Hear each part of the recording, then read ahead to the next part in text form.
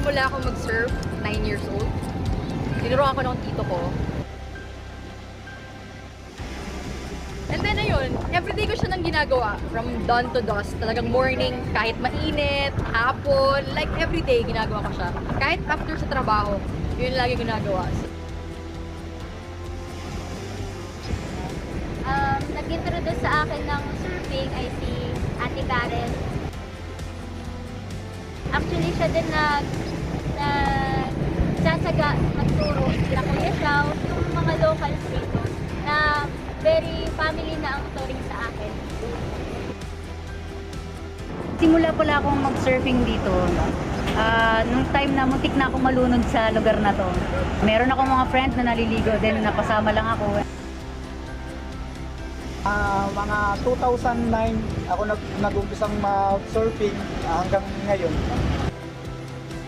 Mga ano namin, mga nakasama namin kasi dito, mga surfers sila, kami lifeguard. So, isa sila sa mga nagdikayat sa amin na maging surfer na rin. Surf ako dito sa Bagaspas noong 2000. Bata pa, then Na-meet ko si Mr. Owen Andrade. Pinahiram niya ako ng surfboard. Yun, tuloy-tuloy na yun. Nag-introduce ko sa akin ito ay si Jorn. So, sa ngayon, I would say, hindi naman magaling. Pero sakto lang, ayan. Career ko, isa akong bodyboarder. Experience dito sa surfing, na nakadapa ka lang sa isang board, no need kang tumayo. Surf ako since 1980. First time ako nakakita ng dagat na may alon, na ganyang kagandang alon, na gantong kagandang beach.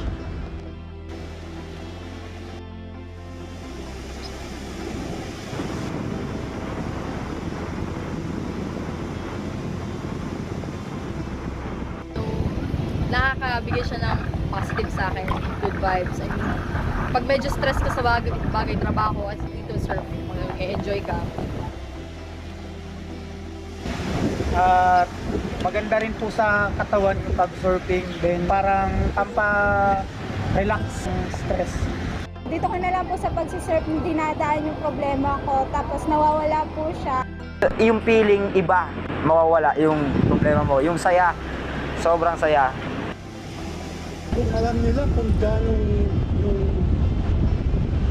ano yung nararamdaman namin pag nasa-surf kami ng araw, umuubos ko sweldo ko para makapag-surf. Alam mo yun, di ba?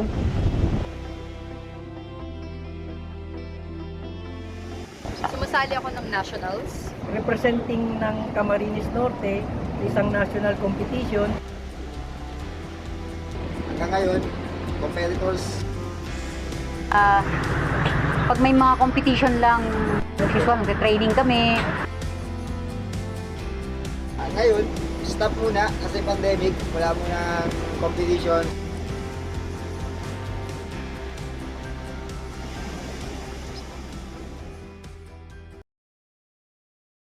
So ito nga pala yung Bagaspas Beach. Dito sa Camarines Norte, Bicol.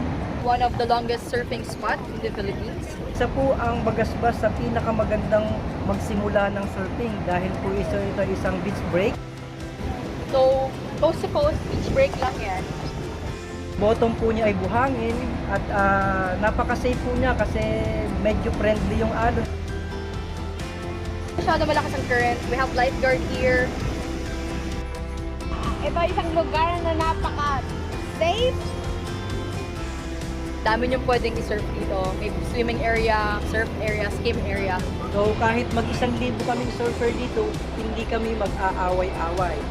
So, sobrang safe to para sa mga first time and also dun sa mga advanced surfers.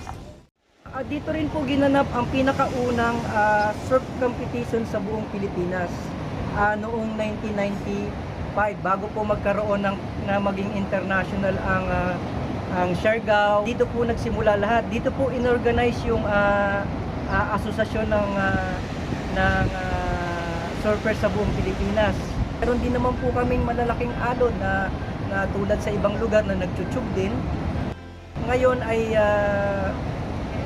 surfing capital ng Bicol dito sa Pilipinas.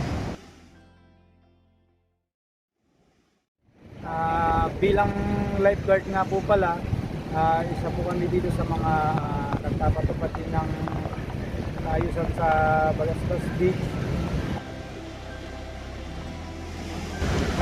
Ano rin kami na mag-surfing kasi isa rin po sa pinakamabilis na pag-rescue. Doon po sa mga naliligo, isa po kami sa nag-ano kung saan sila safe.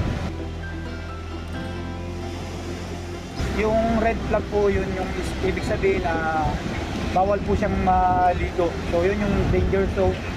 Pagka yun naman pong red and yellow flag, so doon po yun yung safe area po para lang po doon sa mga naliligo.